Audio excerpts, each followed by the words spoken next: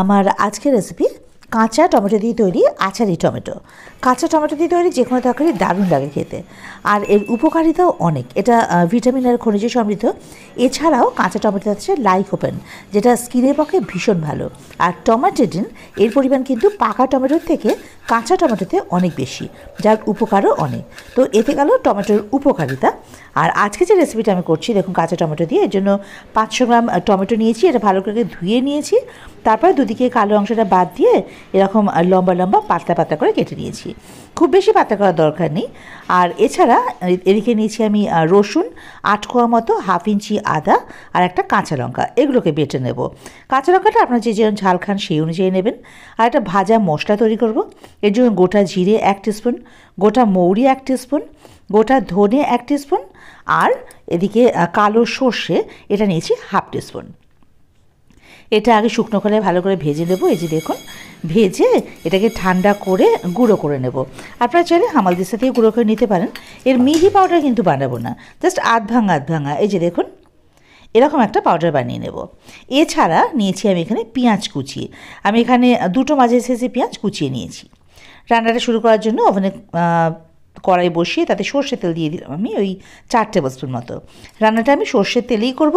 আপনারা চাইলে সাদা তেলে করতে পারেন, কিন্তু আচারি টমেটো তো তার জন্য সর্ষের তেলটা কিন্তু বেশি ভালো যাবে। এই যে দেখুন, তেলটা যখন ধোয়া ওটা গরম হয়ে যাবে তখন এতে ফোড়নে দেব জোয়ান 1/2 টিস্পুন আর হিং 1/4 টিস্পুন। ফ্লেমটা এখন একদম লোতে করে নেব, নাহলে কিন্তু জোয়ান আর হিংটা পুড়ে যেতে পারে। এবারে এর মধ্যে দিয়ে দেবো ওই পেঁয়াজ কুচিটা। পেঁয়াজ কুচিটা দিয়ে এবার ফ্লেমটাকে হাইতে করে পেঁয়াজটাকে বেশ একটু ভেজে নেব। বেশ হালকা লাল করেই ভাজবো, কড়া না ভাজলেও একটু কালার কিন্তু চেঞ্জ হবে। এই যে দেখুন, বেশ একটু হালকা লাল করে পেঁয়াজটা ভাজা হয়ে গেছে। ফ্লেমটা কিন্তু হাইতেই রয়েছে। এবারে ওই যে আদা, রসুন, কাঁচা লঙ্কা এটা বেটে রেখেছিলাম, সেই পেস্টটা এর মধ্যে দিয়ে দেবো। আর দিয়ে দেবো ওই ভাজা মশলা যেটা আধ ভাঙা করে রেখেছিলাম। দিয়ে দেবো রঙের জন্য কাশ্মীর লঙ্কার গুঁড়ো 1 টিস্পুন। আপনারা চাইলে শুকনো লঙ্কা গুঁড়ো দিতে পারেন, যেহেতু কাঁচা লঙ্কা বাটা দিয়েছি আর আমরা ঝাল একটু কম খাই, সেই জন্য শুকনো লঙ্কা গুঁড়ো আমি কিন্তু আর এখানে দিইনি। হলুদ এখানে দিয়ে দিলাম ওই 1/2 টিস্পুন মতো।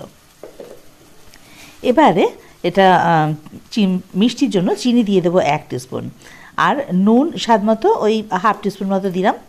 দিয়ে এবার এটাকে ভালোভাবে নাড়াচাড়া করে বেশ কষিয়ে নেবো, যাতে এখানে ভাজা করে নেবো, যাতে ওই আদা রসুনের কাঁচা গন্ধটা একেবারেই না থাকে। ফ্লেমটা কিন্তু মিডিয়ামে করে দিয়েছি। খুব ভালোভাবে এটা কষিয়ে নিয়েছি। এই যে দেখুন, এবারে এর মধ্যে দিয়ে দেবো ওই কেটে রাখা টমেটোগুলো। কোনো রকম জল কিন্তু এর মধ্যে দেবো না, কারণ টমেটো থেকেই জল বেরোবে, তাতেই কিন্তু পুরো রান্নাটা হয়ে যাবে। এবারে টমেটোর সঙ্গে এই মশলাগুলো খুব ভালোভাবে কষিয়ে নেব। ফ্লেমটাকে আবারও এখন একটু হাইতে করে দেবো। মিনিট খানেক সময় ধরে এটাকে বেশ ভালোভাবে ভাজা করে নিতে হবে টমেটোর সঙ্গে মশলাগুলো। এবারে ফ্লেমটাকে আবার মিডিয়াম টু লোতে করে ঢাকা দিয়ে রেখে দেবো, যাতে টমেটো সেদ্ধ হয়ে যায়। তো মিনিট 5 পর ঢাকাটা খুলে দিয়ে দেখাচ্ছি। দেখুন, টমেটো থেকে কিন্তু বেশ জল বেরিয়ে গেছে, দেখেছেন তো। আর নুন মিষ্টিটা এই সময় একটুখানি চেক করে নিতে হবে আর কি, ঠিক আছে কি না। তো আমার এখানে আর একটু নুন লাগবে বলে মনে হচ্ছে, তাই আমি এখানে আরও 1/2 টিস্পুন নুন এই সময় অ্যাড করে দেব। এবারে সব কিছু আবার ভালো করে মিশিয়ে দিয়ে আবারও ঢাকা দিয়ে রেখে দেবো ওই মিনিট 10 মতো। মাঝে মাঝে কিন্তু ঢাকা খুলে একটুখানি এটাকে নেড়ে চেড়ে দিতে হবে। ফ্লেমটা ওই মিডিয়াম টু লোতেই এখনও অবধি থাকবে। মিনিট 10 পর ঢাকাটা খুলে নেব।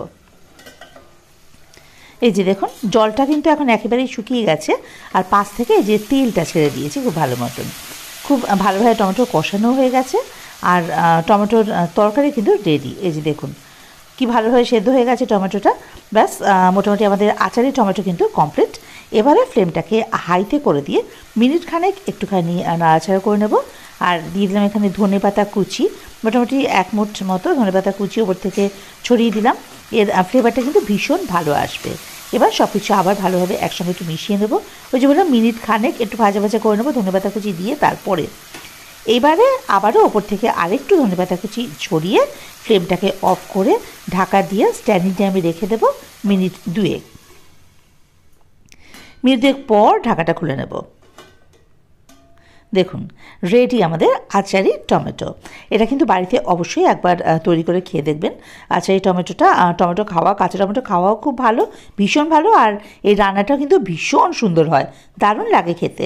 তো যাই হোক, বাড়িতে রান্নাটা করে খেয়ে দেখুন, কেমন লাগলো আমাকে কিন্তু কমেন্ট বক্সে জানাতে ভুলবেন না।